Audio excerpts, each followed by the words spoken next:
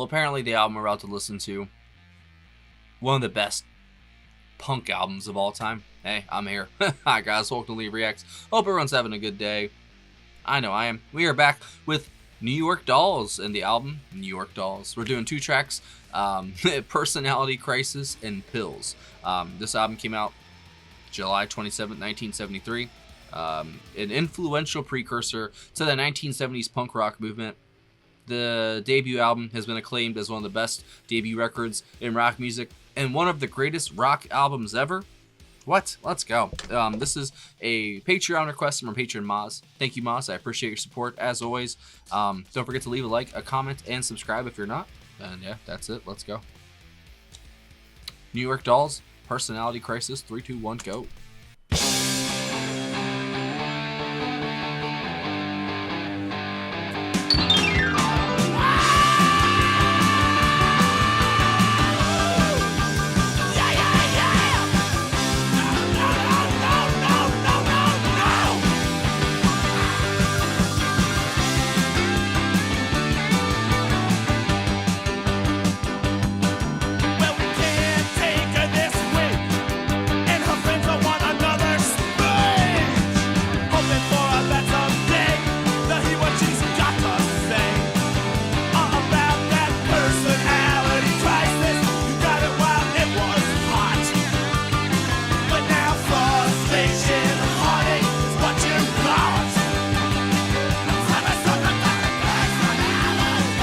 Whoa.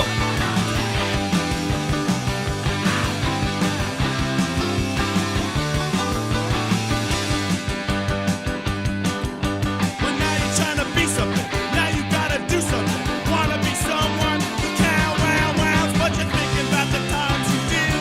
They took every ounce. Well, it sure got to be a shame when you start to scream and shout.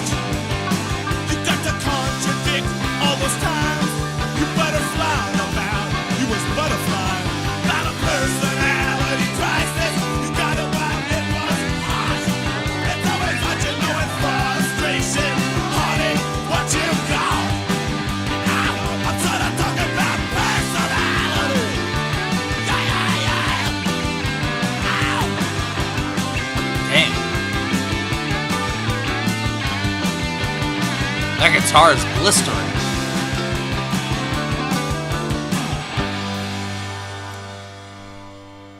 And you're a prima ballerina on a Nice. spring afternoon. Change on into the Wolfman, howling at the moon. Wolfman Jack. Not a personality crisis. You got it while it was hot. It's always hot, you know, in frustration. Heartache, what you got.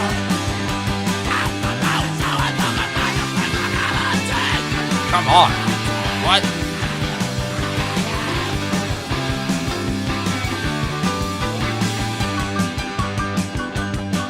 Now with all the toss and fake that Mother Nature sends, your mirror's getting jammed up with all your friends. That personality, everything ain't starting to blend.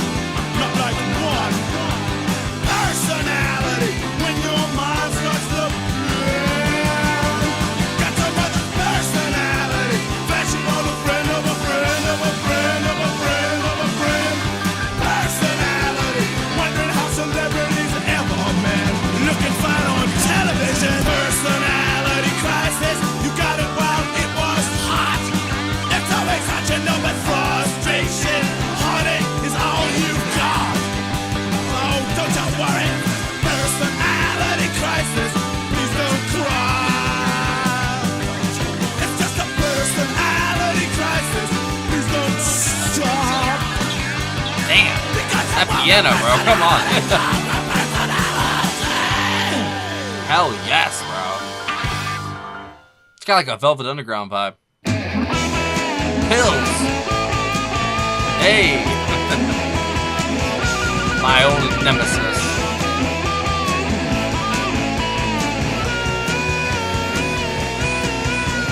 I was lying in a hospital bed, a rock and roll nurse going to my head.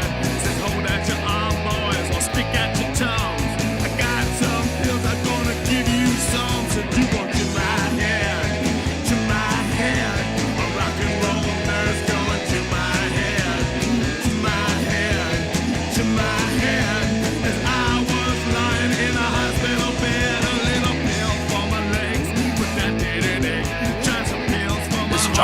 sick, dude. Got some pills for my love to try to get me at ease. When the rock and roll nurse shoot me down on my knees, and you want to my head, shoot it to my head. A rock and roll nurse going to my head, to my head, to my head. As I was lying in a hospital bed, I got the rock and roll nurse.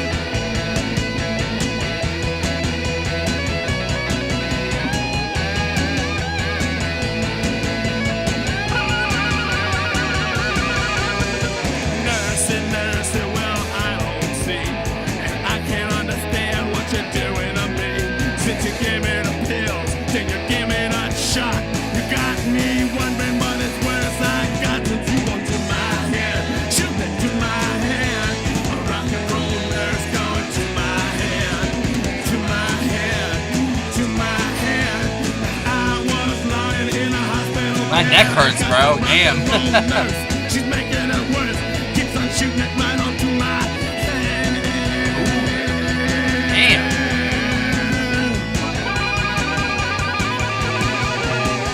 Doctor, run here and say, I don't think the job the nurse giving me.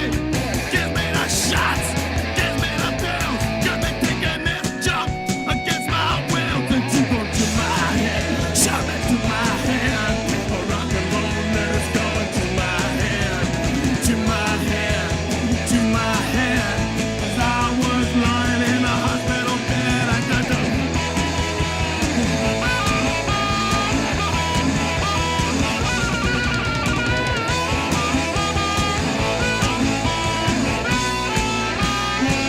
Oh no. No, that's it. That sucks. That was awesome, bro. That, if you mixed Velvet Underground, David Bowie, and the Rolling Stones together, that's kind of what you get right there. That's what the sound at least reminds me of. Especially in that second one, the harmonica definitely gave me some Stones vibes. But the vocals, oh my god, bro. His vocals are amazing. He's got that growl down perfectly, especially in that first track. Sounds like he's about to just like unleash, and he kind of was, to be honest. But you know, he literally, like, he said something out of Wolfman. It sounded like he's about to woof out. So it was David Johansen on the gong, harmonica, and vocals. Arthur Killer Kane on the bass. Jerry Nolan on drums. Killing it, bro. He was the killer, too. Sylvian.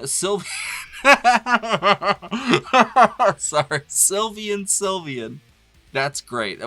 Epic name. Sorry, that got me. On piano, rhythm guitar, and vocals. Johnny Thunders, lead guitar and vocals. He was awesome, too, man. He had some sick licks in there. I didn't hear a saxophone, I don't think so. Buddy Bowser, I am sorry, my friend. You are not going to be mentioned. You were.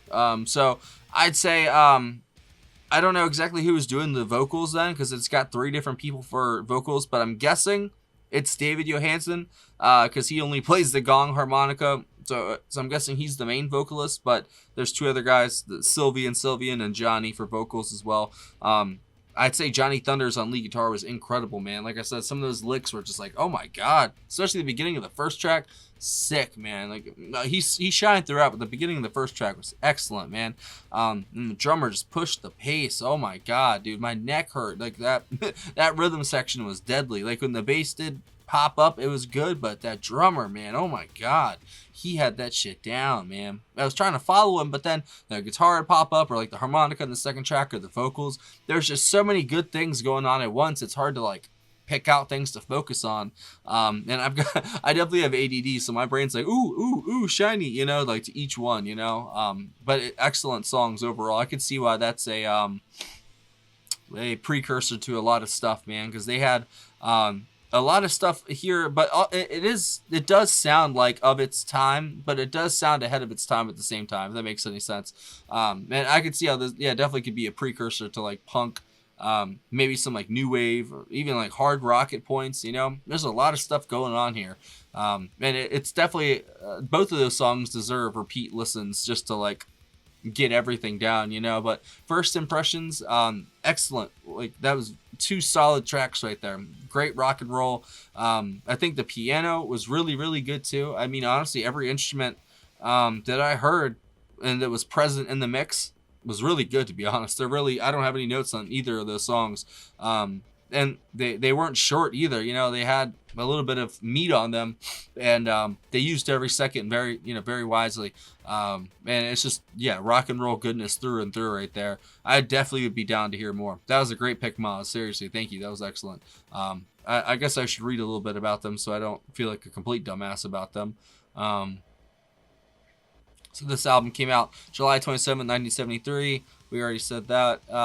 So in early 73, the 2-year band had developed a local fan base in Lower Manhattan, but most music producers and record companies were reluctant to work with them because of their vulgarity and onstage fashion, as well as homophobia in New York. Still, the Dolls signed a contract with Mercury and recorded their first album at the record plant in New York with producer Todd Rundgren, who was known for his sophisticated pop taste and held a lukewarm opinion of the band. Despite stories of conflicts during the recording sessions, lead singer David Johansen, and guitarist Sylvian later said Rundgren captured how the band sounded live. The resulting music on the album, a mix of carefree rock and roll, influences from brill-building pop and campy sensibilities, explore themes of urban youth, teen alienation, adolescent romance, and authenticity as rendered in Johansen's colloquial and ambiguous lyrics. The album cover features the members in drag for shock value. The New York Dolls received acclaim but sold poorly and polarized listeners. The band proved difficult to market outside of native New York and developed a reputation for rock star excesses while touring the United States in support of the album. There you go, Lee. Despite its commercial failure, New York Dolls helped shape the 1970s punk rock movement. The group's crude musicianship and youthful attitude challenged the prevailing trend of musical sophistication in popular music, particularly progressive rock. That was a lot to get through. So I had heard that the death of prog was, you know, basically this type of music. That's funny. I had read comments, you know, saying that I guess a lot of the younger people thought prog was very posh, I guess, and like for I don't know, older people or like upper class people, and then this was more, it spoke to the zeitgeist of the time or whatever you want to say, you know. Even though it sold poorly, it sounds like the album, it seems like with hindsight, this album has influenced a lot of stuff. And I heard a lot of different artists and bands in there. Like I said, David Bowie, Velvet Underground, Rolling Stones. The list could probably go on and on, but those are the 3 that came to mind. And that was excellent. So thank you, Moz.